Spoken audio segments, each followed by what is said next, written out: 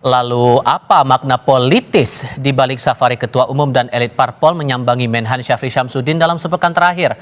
Apakah ini sinyal keran komunikasi Nasdem dan PKS tidak lancar dengan istana? Kami akan bahas bersama Ketua DPP Partai Nasdem Sugeng Suparwoto, bergabung juga bersama kami Ketua Great Institute Syahganda Nainggolan dan analis politik dari Carta Politika Yunarto Wijaya. Selamat sore semuanya dengan Tifal, apa kabar? Selamat sore, Tifal. Terima kasih sudah bergabung bersama kami. Sampai ada pandangan bahwa ini komunikasi menegaskan posisi Pak Syafri sebagai pembawa pesan, messenger of Presiden Prabowo Subianto nih Pak Sugeng. Apakah benar kemudian pandangan kayaknya ini komunikasi antara Nasdem dengan Istana nggak lancar nih? Iya bisa saja lah orang menginterpretasikan, dan itu di zaman sekarang saya kira interpretasi itu sah adanya. Tetapi bahwa apa yang ada, komunikasi kami lancar sekali, sebagaimana baik melalui legislatif maupun dan juga seperti disebut misalnya salah satu tokoh yang juga membawa messenger dari Presiden adalah misalnya Pak Dasko. Kami komunikasi sangat intens dengan beliaunya, memang terlebih khusus menyangkut aspek-aspek di parlemen ya, karena kami Nasdem, sekali lagi Nasdem ini adalah koalisi pemerintahan Prabowo Gibran ini, tetapi karena kami tetap mempertahankan istilahnya tahu diri, maka kita tidak mengambil eksekutif karena itu adalah secara etis dan moral kita tidak punya hak moral untuk masuk kabinet. Karena apa? Karena kami dulu mencalonkan Pak Anies ya, sementara kita yang berhak itu memang adalah partai-partai yang mencalonkan Pak Prabowo Gibran, dan faktanya hari ini demikian. Jadi meskipun kami tidak masuk eksekutif, tetap kami sebagaimana juga ditekankan berkali-kali oleh Pak Surya, komitmen betul bagaimana pemerintahan ini untuk sukses, karena kami ada di dalamnya, dalam tanda kutip. Memang ini agak orang sering menginterpretasikan salah seolah-olah kami di luar atau kami oposisi. Tidak, kami ini ada di dalam konteks, meskipun tidak di dalam pengertian eksekutif. Kami berkali-kali bahkan juga ada forum, misalnya partai-partai politik diundang, Pak Surya seperti yang terakhir yang lalu juga hadir di istana. Sebelumnya kebetulan misalnya pas Pak Surya tidak ada di Jakarta, yang mewakili misalnya bisa Pak Victor, bisa juga Wakil Ketua Umum, kalau ada dalam forum-forum pertemuan partai-partai pendukung pemerintah ini. Jadi kami pertegas kembali bahwa kita ini tidak di luar dalam konteks oposisi atau orang yang menyebut penyeimbang dan sebagainya. Hanya saja kami memang tidak mengambil jatah eksekutif karena memang tidak punya hak moral kami ini. Tidak, secara etik kita ini sekali lagi tidak punya secara etis kita tetap pertahankan itu. Baik, maka Bang kita Ganda, memberi kesempatan yang partai-partai yang kalau Anda melihatnya Bang Ganda, apakah ada keran komunikasi yang mampet nih antara Nasdem dan Istana sehingga komunikasi harus dijalankan lewat Pak Syafri yang orang kenal sebagai orang dekat, orang kepercayaan Pak Presiden Prabowo? Saya pikir bukan mampet ya, saya pikir ditingkatkan, saya pikir. Jadi menjelang 1 tahun Presiden Prabowo ini kan kita sudah melihat dalam waktu yang sangat singkat, 3 September dan kemarin 2 hari 3 hari sebelum Pak Surya Paloh ketemu Syafri Syamsuddin, Pak Presiden kita kan ketemu dengan Trump, sebelumnya ketemu Xi Jinping. Artinya dia telah melakukan politik global yang sangat luar biasa, sehingga dia butuh dukungan yang lebih konkret dan lebih kuat di Indonesia sendiri. Ya, selama ini kan kita melihat bahwa koalisi lama yang koalisi Kim itu ya gasnya, turbinnya kurang gede. Nah sementara Nasdem dan PKS meskipun diajak koalisi, mereka kurang diberikan penghormatan ya. Kalau tadi Mas Sugeng bilang moral politik, secara moral tidak berhak untuk mendapatkan menteri dan lain-lain, justru sekarang saatnya mungkin menurut saya ya itu secara hak politiknya harus diberikan. Jadi itu Nasdem dan PKS itu harus minimal dapat 3 menteri juga, ya agar apa? Agar koalisinya itu bisa menyongsong ya kebesaran Indonesia yang akan dibawa oleh Presiden. Ya itu. Nah itu jadi saya melihat bahwa ya itu satu adalah langkah yang sangat luar biasa dari Presiden untuk persatuan dan ini yang kedua, ini yang penting adalah bahwa selama ini Pak Sapri itu dianggap bertanggung jawab dalam isu-isu militerisme, ya, kemudian untuk buat undang-undang darurat militer dan lain-lain. Nah, dengan penugasan ini oleh Presiden itu memperlihatkan bahwa isu dia sebagai tentara yang pro demokrasi dan sipil, dengan dia menjalin kerjasama dengan kekuatan sipil yaitu partai-partai, ini menunjukkan bahwa arah demokrasi kita di era ke depan semakin baik. Oke, Mas Toto, kalau melihat tujuan komunikasi antara Nasdem dan PKS ini adalah ke Pak Syafri, kalau Anda membacanya secara politik, apa sebetulnya kebutuhan dua partai ini sampai ketemu dengan Pak Syafri? Jawabannya sebenarnya Mas Tifal harus dimulai dengan terlebih dahulu kita bertanya, mungkin nanti Mas Sugeng bisa menjawab ya. Apakah undangannya datang dari Pak Syafri atau inisiatif dari Pak Surya Paloh dengan teman-teman PKS? Karena maknanya akan berbeda. Pertanyaan Mas Tifal tadi mungkin akan menjadi valid. Seakan-akan ada komunikasi yang tertutup atau kemudian macet, sehingga Nasdem dan PKS merasa kemudian harus mendekati orang dekatnya Pak Prabowo. Gak cukup dengan Dasko nih, karena Dasko ternyata misalnya hanya menguasai wilayah legislatif, lalu kemudian masuklah ke orang terdekat Pak Prabowo yang lain, namanya Syafri Syamsuddin. Tapi kalau ternyata ini berasal dari inisiatif Pak Syafri, maknanya akan berbeda, Mas Tifal. Artinya mungkin akan lebih bisa mengarah kepada ini adalah inisiatif dari kedua kemungkinan ya. Yang pertama inisiatif dari Pak Prabowo untuk tadi istilahnya meningkatkan keeratan hubungan komunikasi dari partai-partai pendukungnya, termasuk kepada dua partai yang selama ini dianggap masih di wilayah abu-abu. Dalam konteks ini kan menyatakan sudah mendukung, tapi kan memang historinya mereka bukan partai pendukung Pak Prabowo dengan Mas Gibran dalam konteks kampanye. Nah, tinggal pertanyaannya apakah kemudian upaya Pak Prabowo mempererat ini akan berbuah pada hadiah menteri atau tidak? Itu pertanyaannya. Yang kedua, kalau kita lihat bisa juga berspekulasi, jangan-jangan inisiatif bukan Pak Prabowo, tapi dari Pak Syafri sendiri. Tujuannya apa? Ya tujuannya bisa jadi pasca kerusuhan kemarin kita tahu Pak Syafri, saya tidak bisa menyebutkan apakah secara informal atau formal, tapi terlihat memegang peranan sentral dalam pemeliharaan keamanan. Nah, kalau begitu, kalau begitu jawab pertanyaannya sekarang. Ketemu Pak Surya Paloh, tanggal 15 ketemu PKS, tanggal 14-nya itu rapat terbatas 5 orang menteri ya, di rumah Prabowo, Kertanegara, itu kan Sapri di sebelah Pak Prabowo. Jadi pasti sudah dilaporkan itu. Nah, saya akan kasih kesempatan Pak Sugeng menjawab. Siapa inisiator pertemuannya ini? Apakah datang dari partai atau dari Pak Menhan? Jawabnya nanti kita jeda dulu. Kita jeda sebentar. Kami akan segera kembali. Jadi Pak Sugeng, inisiator pertemuan itu dari partai atau dari Pak Syafri? Nanti kita diskusikan.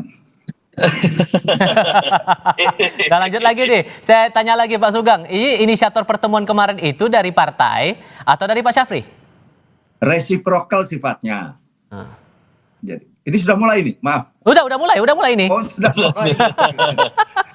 Jadi resiprokal sifatnya. Ada seorang staf khusus di Menhan, kebetulan kenal baik sama Pak Surya, suatu ketika berkomunikasi dan sebagainya, lantas saling menyapa apa kabarnya ini dan sebagainya, lantas ada menyarankan kalau gitu bisa ketemu, ya disebutlah bisa ketemu Bang Surya, dengan senang hati dan disampaikan, dan itulah terjadi begitulah ya. Semula kami mengira, Pak Surya mengira pertemuan sifatnya informal gitu, tapi dengan segala hormat kita diberi kehormatan yang luar biasa. Ketika Pak Surya datang itu disambut dengan sangat-sangat terhormat, dengan bahkan ada pasukan kehormatan, ada drum band dan sebagainya. Saya kira ini sebuah kehormatan. Nah, itulah pertemuan.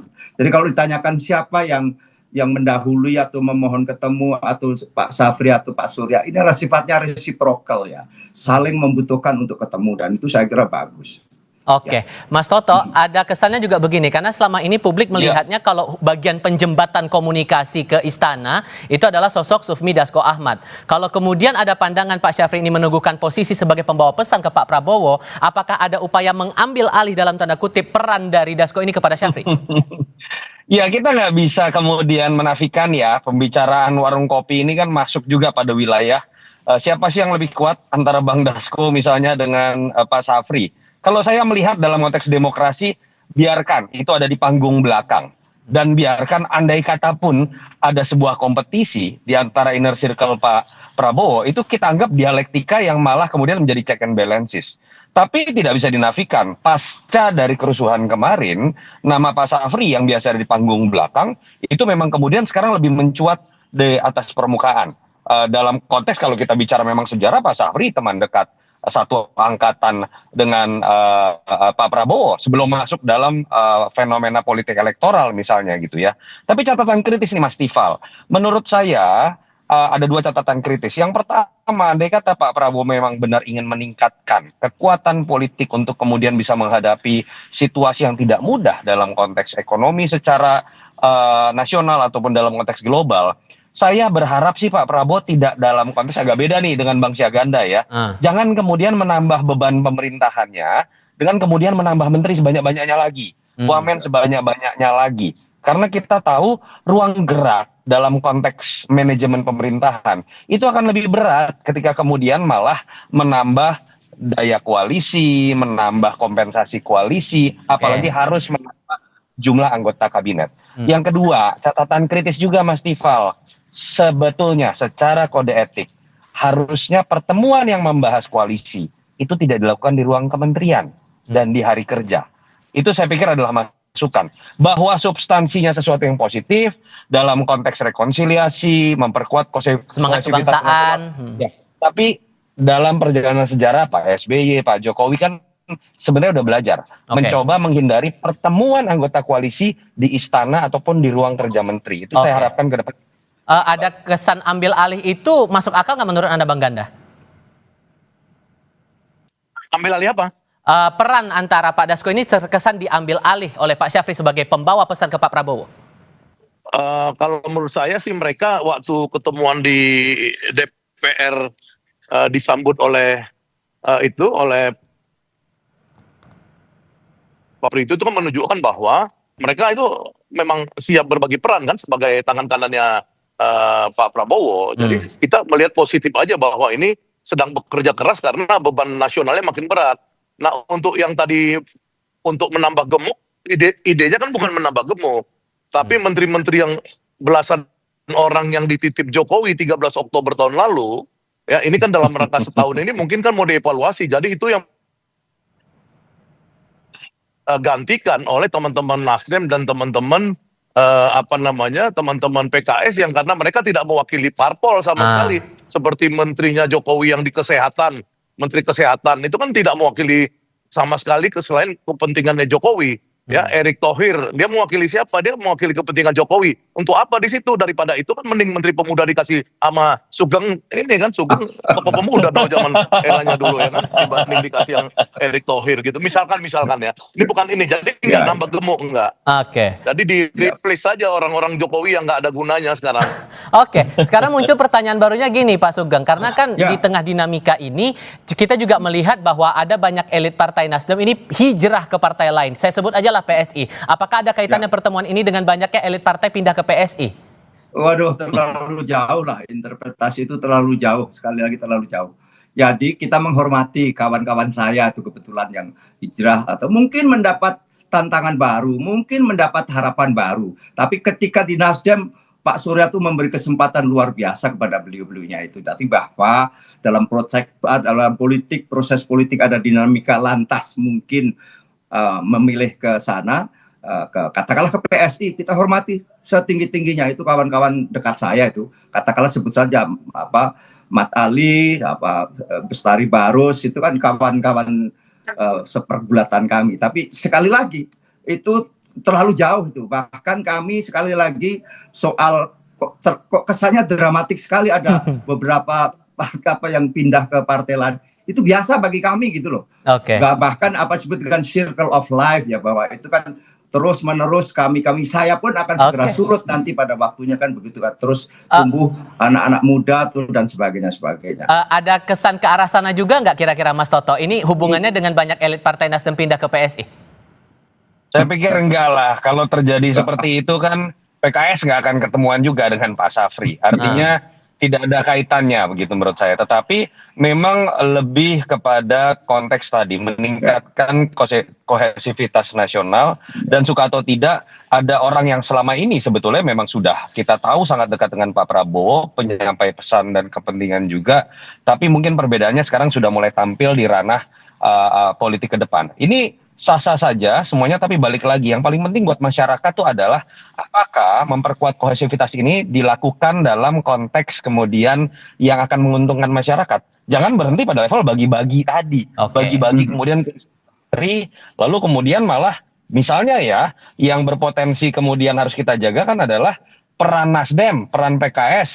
Kalau dalam posisi sekarang harusnya kan masih berani bicara kritis di parlemen. Jangan kemudian nanti dikasih jatah kursi menteri malah makin nggak berani. Yang dibutuhkan oleh Presiden Prabowo tuh bukan mengenai kekuatan koalisi besar. Koalisinya sudah sangat besar. Yang dibutuhkan bukan program yang baik. Program yang baik yang dibutuhkan oleh Pak Prabowo saat ini menurut saya adalah adanya bottlenecking. Sering kali terlihat Pak Prabowo nggak tahu kondisi lapangan. Sehingga sering kali akhirnya Pak Prabowo memperbaiki statementnya sendiri terakhir terkait dengan MBG yang tadi Pak Prabowo mengatakan hanya 0,0017%, lalu 2 minggu kemudian Pak Prabowo mengatakan tidak boleh, harus zero tolerance. Ini kan contoh dari bagaimana kebutuhan utama dari Pak Prabowo bukan membangun koalisi yang lebih besar. Terima kasih para narasumber sudah bergabung diskusi kami. Pak Sugeng, Bang Ganda, Mas Toto, terima kasih sudah berdiskusi bersama kami. Selamat sore semuanya. Yuk, Toto.